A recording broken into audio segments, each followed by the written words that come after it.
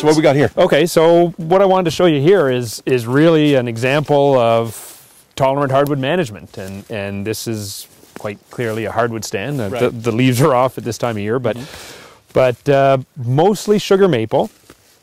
And I guess what I wanted to show you in here is, you know, a little bit. We get asked the question a lot of times about why don't we plant hardwood? Right. And what are we doing about hardwood to make sure that we always have hardwood? And the answer to why don't we plant hardwood is because you don't need to.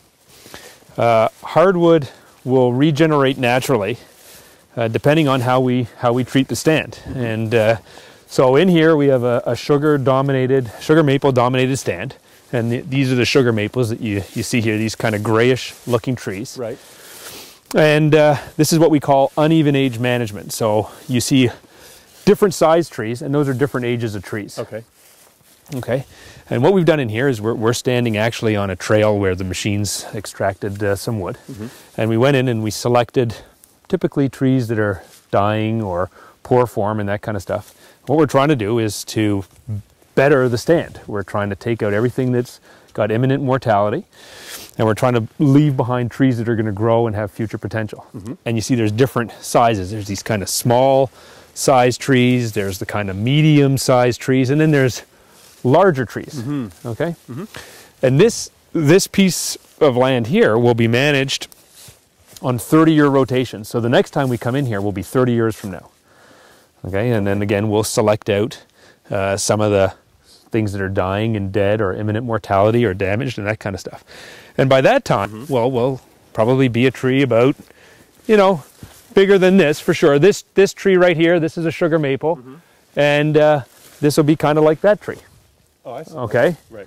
And so it'll take 30 years to go from that to that? No, it'll take about 30 years to go from that to that. Okay, gotcha. Yeah. Okay. Yeah. This guy's just a better example of one of these sugar maples. Okay. And that's how you regenerate hardwood. Hardwood is always going to, what we call, sucker back from the stump or the roots. What does that mean? Well, a hardwood has an enormous root system, okay? And it's sitting in the ground in this really rich soil, and it's a big pump, okay? And obviously when we cut the tree, you've got this big root system that is still pumping. And it decides, well, I got to grow something. And it actually kind of pushes up roots and makes branches out of them. And so this is coming right off the root system of this sugar maple stump. Right. Okay? And after a while, he'll grow up and he'll look something like this. Okay? And so these are extremely long-term type rotations, and always managed through select cut. So through a series of progressive select cuttings over, you know, the next 80 to 100 years, this area will basically stay in perpetuity a sugar maple stand, a hardwood stand. And that's really the short story on hardwood management. You know, interestingly enough, there's more hardwood growing in the province of New Brunswick today than there was 50 years ago. And I think that says something to, you know, the fact that people are managing for hardwood. You know, we're on a land base just up the road here, 15 kilometers. You have the largest hardwood sawmill east of Montreal. You know, and this land base and another one of our land bases supplies that mill with a steady source of quality hardwood saw logs that go into all kinds of products like furniture and cabinets and hardwood floors. I think it's worth walking across the street just one last time into that stand and having a look at it. And because now that's a planted stand, right? That's a planted stand. Okay, yeah. Okay. Yeah, but I think I know it's what I'm looking at. Sure, and I think it's a good idea to go back in there and talk about, you know, is this the monoculture? Is this the Acadian forest discussion?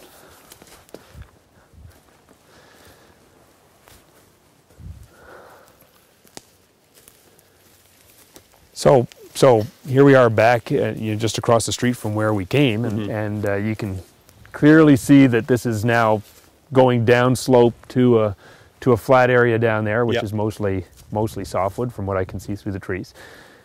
And this is an area that was planted probably between 1962 and 1965, and planted primarily to white spruce. But again, we see a whole bunch of different species in here. We see white spruce over here. You know, we have red spruce. This guy straight ahead of me, that's a balsam fir, and you can see the size of him. Plus, you know, you've got a pile of yellow birch, sugar maple. This is yellow birch. I don't know if you want to figure out how to smell yellow birch. Yeah, take a sniff of that, and you can. Oh yeah. You see, it smells like wintergreen. Yeah. That's how you can identify yellow birch. Oh, okay. Yeah, yeah. So that's yellow birch growing up through, and you got all kinds of sugar maple. And this is great browse for animals like deer and moose. Right. You know, they really like this kind of forest condition because you have a fairly closed canopy, which keeps the snow depths down. And then you've got an abundant source of browse, available browse in all these hardwood, these buds here, that, you know, when you think there's 2-3 feet of snow, right, and they're walking around, they can still get them. That's right at their mouth height level, right? Yeah. So this makes great habitat for animals like deer and moose, actually. It's interesting. There's old stumps there too. Sure. This area again was cut probably sometime in the early '60s, and since then it was reforested and it's been thin select cut twice. So probably the last select cutting that we did in here was about 10 years ago. Yeah. So select cutting in this case, it would have been literally guys with chainsaws coming in one at a time? No, these are machines. These are machines that do this. Come in here and do this? Yeah, we have very, very small machines. I was going to say, yeah. Yeah, that kind of wander through the trees, and very, very trained operators who know what they're selecting for. You know, and they're making the decisions, and we spend a considerable amount of time training them. So we're just a little further. We're probably about 6-7 miles up the road from our last stop, the sign where we were at, and this is a 5-year-old plantation, and you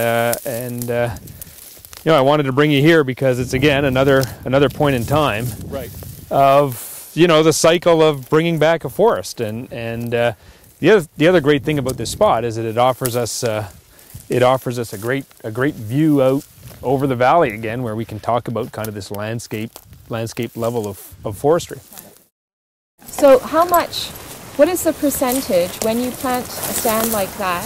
What is the percentage of that stand to be softwood and then hardwood? Or you don't plant hardwood because you don't need to. Hardwood will come back in, but even in a planted stand like this, you're going to be looking at 15 to 20% hardwood.